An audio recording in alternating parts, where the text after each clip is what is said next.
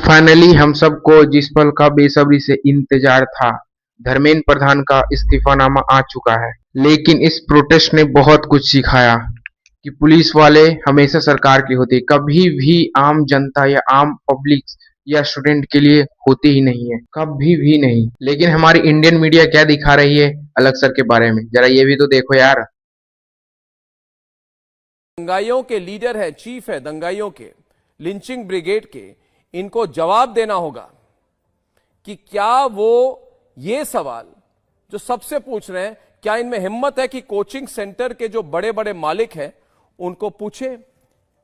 क्या वो फिजिक्स वाला को पूछेंगे कि फिजिक्स वाला जी, आपकी जो हजारों करोड़ों की संपत्ति है, आपको तो कोई नुकसान नहीं होगा अगर आप 1 साल के लिए फ्री कोचिंग दें? क्या अभिजीत दिपके ये सवाल पूछेंगे उन कोचिंग सेंटर वालों को? शायद वो फंडिंग कर रहे हैं, पता नहीं, जो आजकल पहुंचे हुए हैं वहां पे जंतर मंतर। क्या बोलूं मैं इस पे यार, इन्होंने तो सीजेपी को एक दंगाई बता दिया। बता यार, क्या बोलूं मैं। अलक पांडे को, जिन्होंने इतने सारे डोनेशन, इतने इतने बच्चों को पढ़ाया, जिन्होंने नीट को लगभग 4,000 पे पढ़ाई देते हैं यार, उनको बता रहा है फंडिंग कर रहा है दंगाइयों को। बता यार, प्लस सीजेपी को वो दंगा बता रहा है, दंगा इनको दंगाई बता रहा है यार। क्या बोलूं मैं इंडियन मीडिया को, हद है। अगर इन मीडिया को रोका नहीं गया ना, तो ये एक दिन देश के लिए बहुत बड़ा खतरा बनेगी, बहुत बड़ा खतरा। ये लोग किस प्रूफ के बेसिस पे ये कह रहे हैं, ये सब बोल रहे हैं? क्या इन लोगों के पास कोई प्रूफ है या नहीं? अगर है तो प्लीज दिखा दो, ऐसे मत बोलो यार किसी को। और मीडिया का दूसरा आरोप कि क्या सीजेपी को एक विदेशी फंडिंग कर रहा है, तभी वो ऐसा कर रहे हैं यार। मीडिया वालों ने हद कर दिया। हर बार जब कोई प्रोटेस्ट होता है तो दो प्रोटेस्टर का निकालते हैं, या तो किसान आंदोलन हो या तो इस बार का हो। हर बार उनका यही का ड्रामा है, हर बार वो लोग यही करते हैं। लो तो सुन लो, गवर्नमेंट ने यह कंफर्म कर दिया है, सुनो।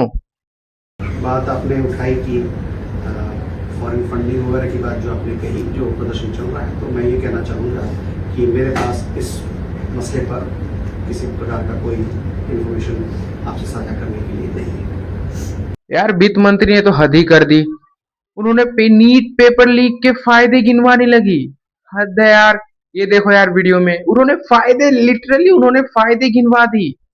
Is not come from the government of making sure the arrests are done in time, re-exam happen on time, and on time post the incident, an announcement of the results, and young people are now finding the institutions where they have to go for their higher education. All this is happening.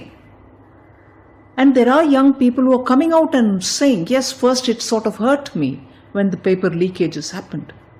But later I took advantage of that and prepared even more, and my performance has improved and I've done well.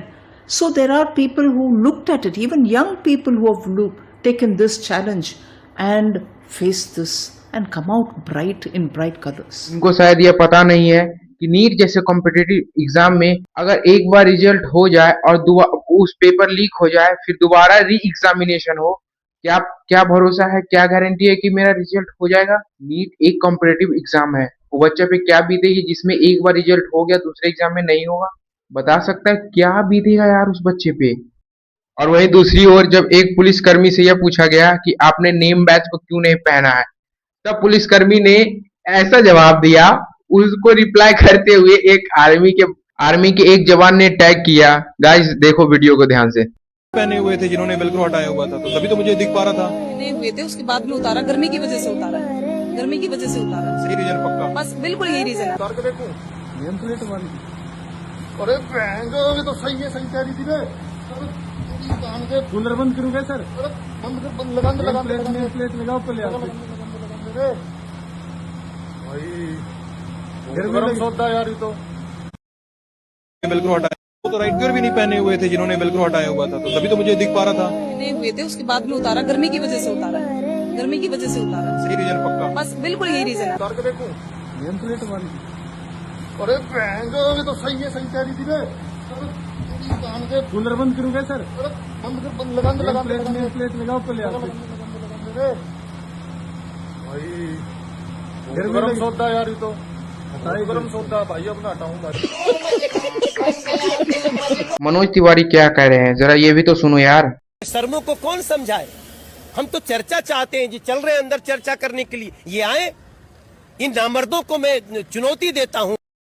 लेकिन parliament में होता क्या है, जरा ये भी तो सुनो। देखो क्या होता है गाइस। मूल्य ग्राहकों से लिए जाता है। कहीं 5 स्टार में बड़ा पाव खाएंगे, अब मुंबई में अलग है, 5 स्टार में जाओ उसका अलग है। कहीं समोसा यहाँ चांदनी चौक पे सस्ता मिलता है और कहीं गोरखपुर में मिलता है, तो गोल बाजार में अलग। हर जगह पे 5 स्टार होटल में उसका रेट ज्यादा हो जाए। कहीं कटोरी भर छुट्टा में दे देला, कहूँ बड़का मिलाला, कहीं छोटा समोसा मिलता है, कहीं बड़ा मिलता है। ये आज तक हमको भी समझ में नहीं आया।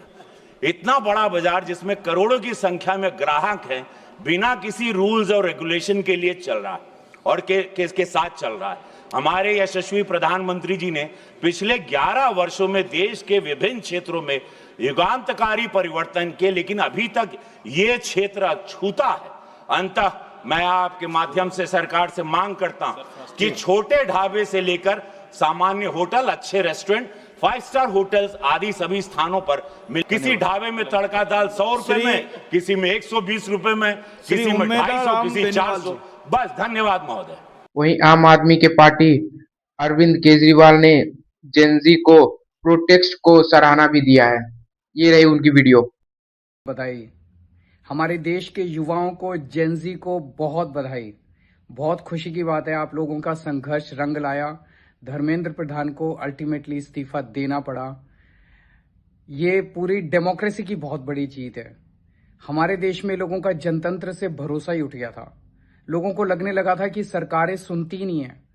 जनता सरकारों के सामने चिल्लाती रहती थी, गिड़गिड़ाती रहती थी। हर चीज के लिए हम सरकार को हाथ जोड़ते रहते थे, पैर पकड़ते। सरकारें कभी सुनती नहीं थी।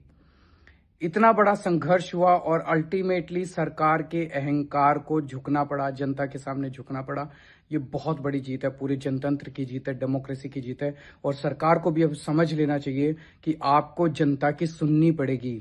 ये डेमोक्रेसी है। Democracy is by the people, of the people, for the people.